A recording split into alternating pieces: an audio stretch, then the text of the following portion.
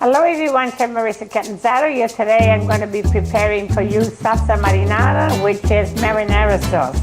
This recipe will be in my cookbook The Next Generation. Let's get started. These are the ingredients that we need.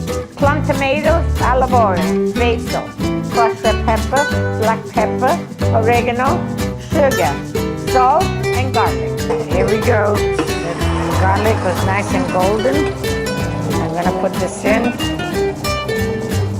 Put all the ingredients, bring it to a boil, and then to a low simmer. Let's come to a full boil.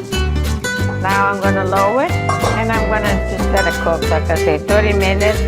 Even 45, it's okay, whichever, but 30 minutes is ready to use. Here's our final product. Thank you for watching. Stay tuned for my next recipe, and bon appetit.